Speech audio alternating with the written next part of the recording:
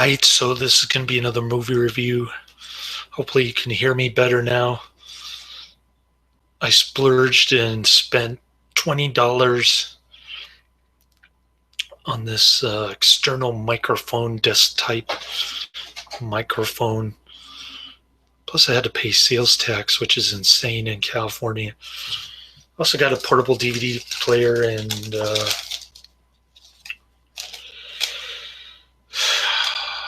iPod shuffle. All in all, it was about $175 total. And I've got about $200 in my checking account, thanks to stupid temp agency forgot to pay me this week. So I had to call them on Monday. Story of my life, I'm on a shoestring budget. My savings account is rapidly dwindling. But hopefully if Garbage Can Film Man is watching this, it sounds a lot better than my previous videos. He's the only guy who recommended that I should get one of these. He even suggested that I cover it up with some aluminum foil or something to get rid of the distortion or whatever. Anyways, getting back to the movie, I figured out why Patrick Macnee got his head ripped off in the first movie and still made an appearance in the second movie. They did this trick where they where he filmed himself right before he died, giving the guy instructions on how to enter and exit different worlds based on Lewis Carroll's Through the Looking Glass clues and stuff. He only gives 2 clues. He even turns into a raven. How does a guy with his head chopped off turn into a raven? They never explain that in this movie. The only halfway decent part of this movie is the one with Bruce Campbell, the vignette. Even that looks kind of silly because you can tell that his ribs that are supposed to be popping out of his chest are way out in front of his chest. But still, it was a pretty cool vignette. The rest of the movie I hated pretty much. I give it 2 out of 5 stars. Of course, the Wax Museum is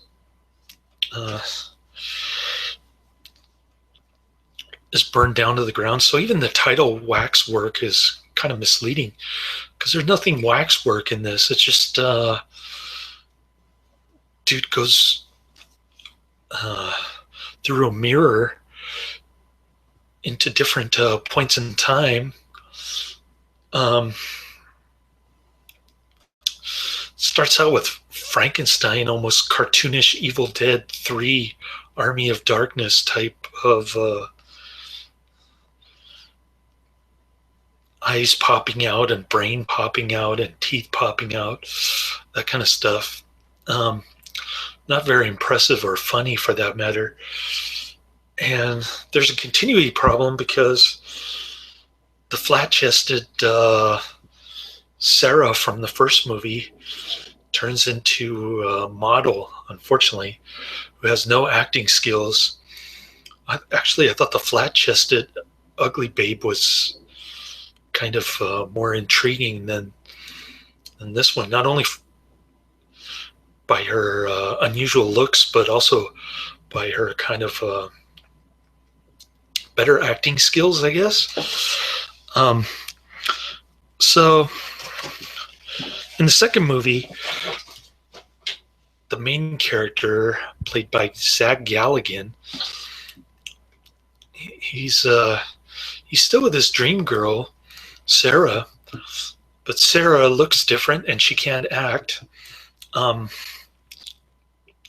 guess by this time, Sarah finally figured out that he's a keeper. So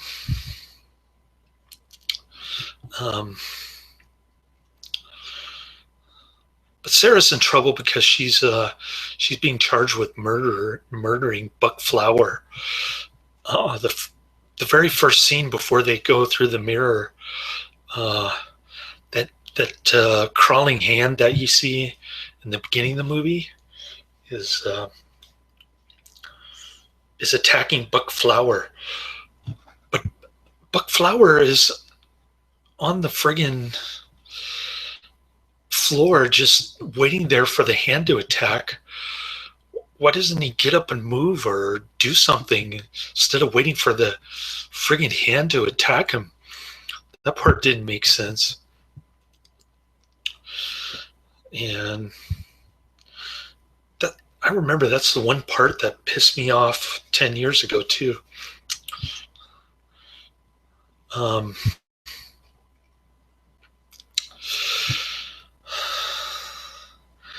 So this movie's just a mess, just one vignette after another. They even have a ridiculous looking Aliens ripoff thing. There's a Dawn of the Dead vignette that lasts for like, I don't know, 5 minutes. And the entire movie's like that. So it just so happens that Zach Galligan is Zach Galligan, excuse me. He's got this pentagram compass thing that tells him where the doors are, but it doesn't tell him how to get back to Sarah's world. And it just so happens in the Dawn of the Dead scene that they get the severed hand that's still wiggling around. They get a replica of it because unfortunately in the first scene Sarah had ground up the moving hand in the garbage disposal. So they just get another one from the Dawn of the Dead vignette. Sarah goes back to the future or whatever from some weird ass satanic King Arthur bullshit. And then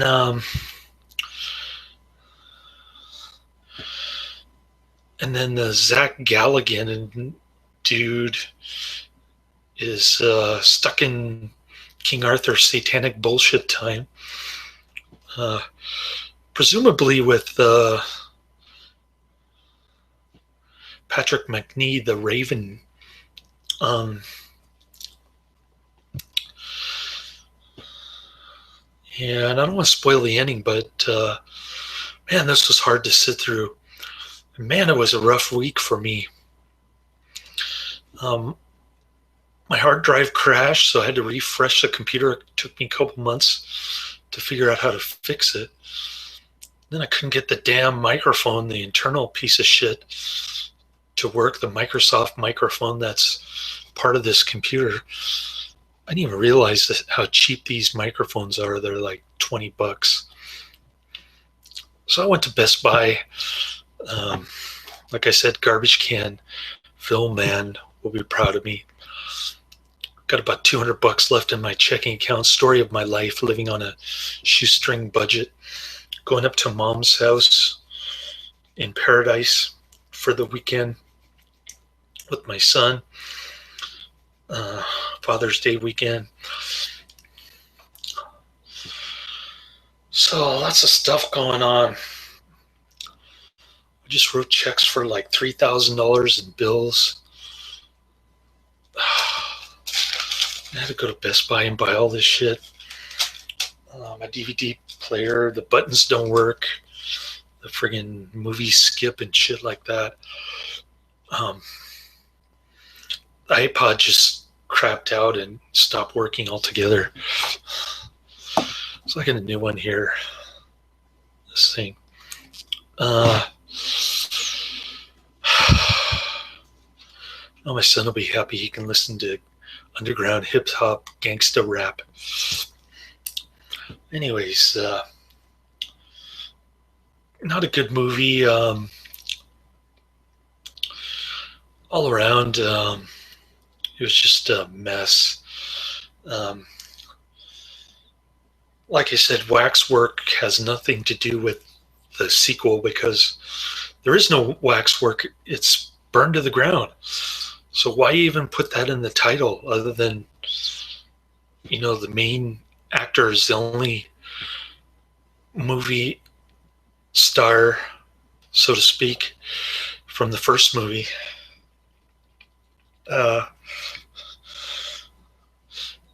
So it's not even loosely based on the original movie. Of course, you wouldn't know that Sarah looked different in the first movie.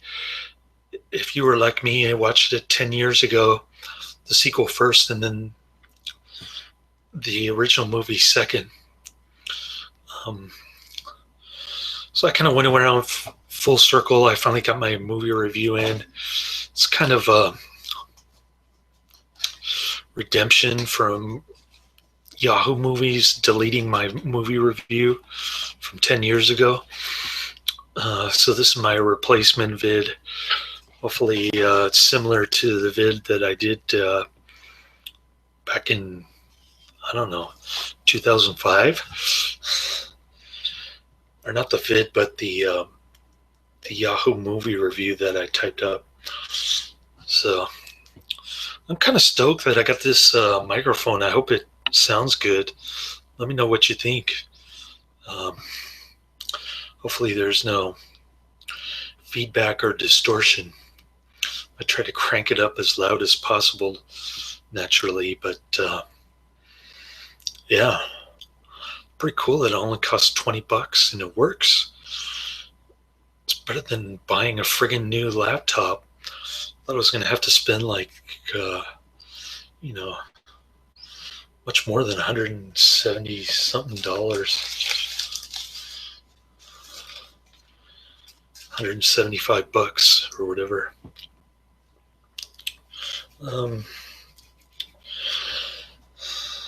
So it could have been much worse, I guess.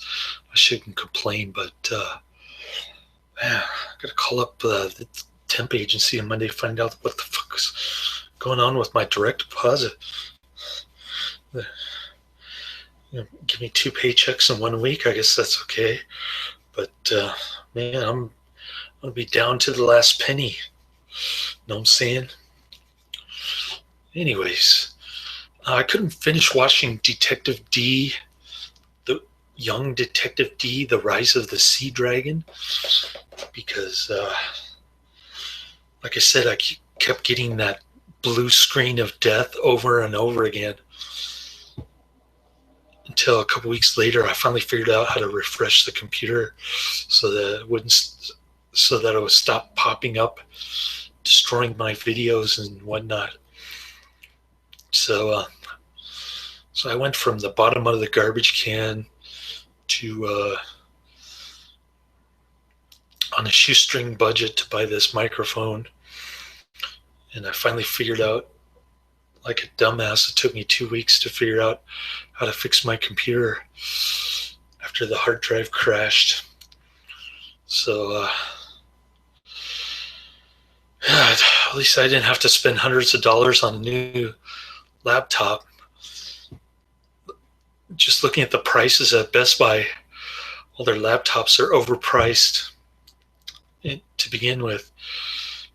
It's probably better to order a refurbished laptop online from Amazon or something. Save a few $100 or whatever. Although I heard they have that new Google Internet thing for like $100 and something bucks. I guess that's comparable to my laptop, but it probably has a smaller screen and no built-in camera. So that's about it. I'm watching another shitty movie with Bruce Campbell and David Carradine. Oh, by the way, David Carradine is in the sequel for like 5 minutes. He plays Zach Galligan's fucking dead grandpa. I don't know why all these dead people come to life in this movie. Doesn't make sense. I guess they have special black magic powers or some bullshit. Patrick Macnee and David Carradine. But a lot of stuff in this movie they don't really explain, like how you can have your friggin' chest bones exposed to the elements, like Bruce Campbell. I don't even remember seeing Drew Barrymore in this one. I guess I blinked, but anyways, confusing movie. Has nothing to do with the first movie. That's why I rated it 2 out of 5 stars. Overall, I'd give the disc 2 out of 5 or 2.5 out of 5. Kind of in the middle. It has both movies, the Waxworks and the Waxworks 2, Lost in Time. So overall, I gave it 2.5 out of 5.